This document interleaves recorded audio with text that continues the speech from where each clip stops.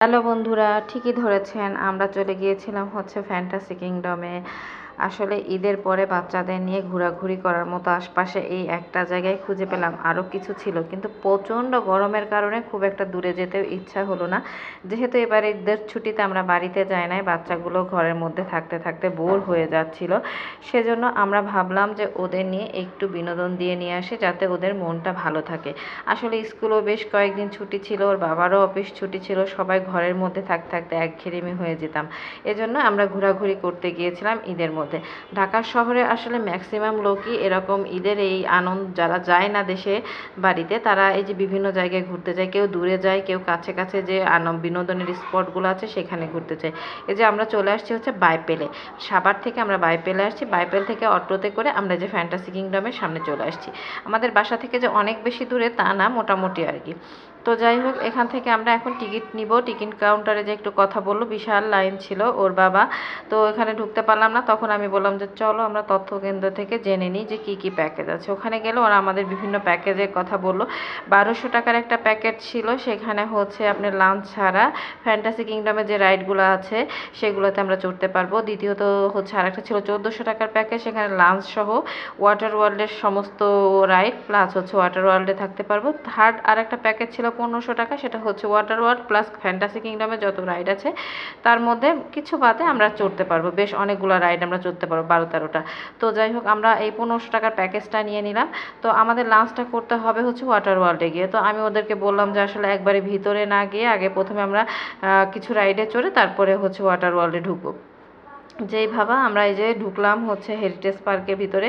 তো হেরিটেজ পার্কের ভিতরে বেশ পুরানো কিছু নিদর্শন, বাংলাদেশের ঐতিহ্য, সেগুলো ছিল। যে আহসান মঞ্জিল ছিল, তারপরে হচ্ছে সংসদ ভবন ছিল, এটা হচ্ছে ভুলে গিয়েছি এটা কি যেন নাম। তো যাই হোক, এগুলো দেখতে খুবই ভালো লাগে, বাচ্চাদেরও ইতিহাস সম্বন্ধে একটু জানা হয়। তো আবার স্বাদ অনেক কিছুই ছিল আর কি, যেটা আসলে আমি নাম বলতে পারতেছি না। যাই হোক, এটা ঘোরাঘুরি করে ওরা দেখে বেশ মজাই পাচ্ছিল। এর আগে এখানে আমি পানি দেখেছিলাম, এবার আর পানি নেই, ছোট ছোট করে এই নিদর্শনগুলো বানিয়ে রেখেছে। খুব ভালো লাগছিল দেখতে এগুলা। আমি এর আগেও দেখে গিয়েছি, আমার বাচ্চাদের কাছে এটা নতুন ছিল। তো এই যে আমরা এখন ফ্যান্টাসি কিংডমের ভিতরে ঢুকবো। ওর বাবা বলছিল যে দেরি হয়ে যাচ্ছে, তাড়াতাড়ি আসো ভিতরে যাই। আর আসলে প্রচণ্ড ভিড় ছিল। ঢাকা শহরে আসলে লোকজনের বিনোদনের জায়গা অনেক কম, তো এই ছুটিতে অনেক মানুষ এখানে এসেছিল। মানে আপনি ফ্যান্টাসি ওয়ার্ল্ডের যে এই রাইডগুলো চড়ার জন্য অনেকক্ষণ লাইন দিয়ে দাঁড়াতে হচ্ছিল, আমাদের বেশ অনেকটা সময় লেগে গিয়েছিল এই রাইডগুলো চড়তে আর কি। তো যাই হোক, এই যে আমরা এখন ভিতরে চলে আসছি, একটু ভিতরে ঘোরাঘুরিও করছিলাম। ওদের দুই বোন ওরা এগুলো দেখে বেশ মজা পাচ্ছিল। এই রাইডটাতে কে কে চড়েছেন বলবেন।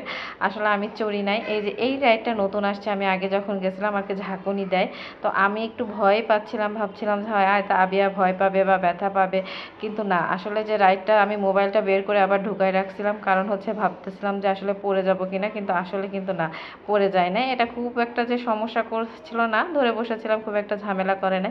কিন্তু আসলে আমি অনেকগুলো এইরকম রাইড দেখেছি ইউটিউবের ভিডিও, যেটাতে দেখা যায় অনেক ডেঞ্জারাস। এখানে কিন্তু খুব একটা ডেঞ্জারাস না, আপনারা ইজিলি চড়তে পারবেন। তো দেখেন অনেকে অনেকভাবে বসে আছে, যে এখানে এখন প্রায় থেমে গিয়েছে, এরকম ঘুরে আর ঝাঁকুনি দেয়। আমার কোলে হচ্ছে আবিয়া ছিল, আমি আবিয়াকে ধরে রাখছিলাম, আর ওর বাবা হচ্ছে রাইফাকে ধরে রাখছিল। তো আমরা এই রাইডটা মোটামুটি শেষ হয়ে গেছে। এখন এটা থামার পরে আমরা এখন চলে যাব হচ্ছে রোলার কোস্টারে চড়ার জন্য। রোলার কোস্টারে যখন চড়তে গেলাম, তখন আবিয়াকে আর রোলার কোস্টারে উঠতে দিল না। এই যে ওর বাবা আর রাইফা যাচ্ছে রোলার কোস্টারে। যখন ওর বাবা আবিয়া করতে না দিল, তখন আবিয়ার বেশ মনটা খারাপ হয়ে গেল। আমরা সবাই রোলার কোস্টারে বসলাম, আর আমার মেয়েটা মনটা খারাপ করে দাঁড়ায় থাকলো। তো তাই হোক, ঘুরে আসলো। আসলে রোলার কোস্টারে একটা কথা বলে, এখানে এমন একটা বাঁক দেয়, একটা বাঁক দিয়ে ওটাতেই অনেক বেশি ভয় লাগে। এই রোলার কোস্টার মোটামুটি ভয়ঙ্কর, একদম যে কম ভয়ের তা না। আর তার জন্য আবিয়াকে দেয় না। আমি খুশি হয়েছি, কারণ ও অনেক ছোট, ও ভয় পেয়ে যেত, আমি ভয় পেয়েছি। ওর বাবার মাথার থেকে ক্যাপটা উড়ে চলে গেছে রোলার কোস্টারে। তো আমরা চলে ভার্টেক্স টানেলে, যে চাঁদের দেশে চলে আসছি আমরা। এবার আমার সোনামণিরা চাঁদের দেশ দেখতে চলে আসছে। এই দেখেন, এটার ভিতরে ঢুকলে এটার আলোটা এত চোখে লাগে, আর পরে মাথা ঘুরে। এর ভিতর থেকে বের হওয়ার পর আমার বেশ একটা অস্বস্তি বোধ হচ্ছিল, কারণ এরকম ঝিকিমিকি ঝিকিমিকি আলো, অন্ধকার।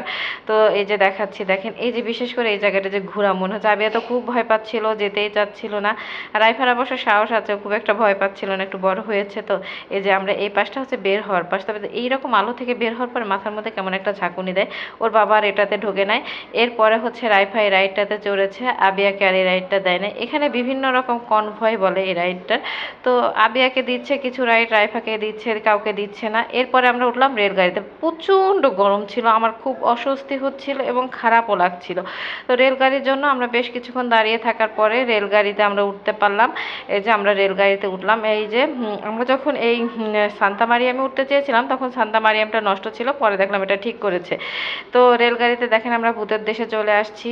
ভূতের দেশের মধ্যে দিয়ে আমরা ঘুরতেছি। অনেক সময় অনেক বাচ্চারা কিন্তু এগুলো দেখে ভয় পায়। এবার অন্যবার আমরা দেখেছিলাম এটা হাউমাউ করে একটু ধরে, এবার আর দেখলাম না কাউকে হাউমাউ করতে। তো লোক বোধহয় ছিল না। এই রেলগাড়িতে উঠলে পুরা ফ্যান্টাসি কিংডমে যত রাইড আছে যা আছে সবই ঘুরে দেখা হয়। তো মোটামুটি ভালোই লাগে এই রেলগাড়িতে চড়ে, সমস্ত কিছু প্রদক্ষিণ করা যায়। তো আমি বললাম না প্রচণ্ড গরম, এখন আমরা ক্লান্ত হয়ে এই যে আইসক্রিম খেতে চলে আসছি। তো আমরা 3-4 জন মিলে আইসক্রিম খেলাম। এই মাছগুলো যা সুন্দর, আমার আরও একটা ভিডিও আসবে সেখানে আপনাদেরকে দেখাবো। একটা লোক এখানে মাছের খাবার দিচ্ছিল, এত সুন্দর মাছগুলো বিকেলবেলা সেটা ছিল। এটা হচ্ছে একদম 12টার দিকের ভিডিও। তো যাই হোক, আজকের ভিডিওটা এ পর্যন্ত, পরে আরও আসবে।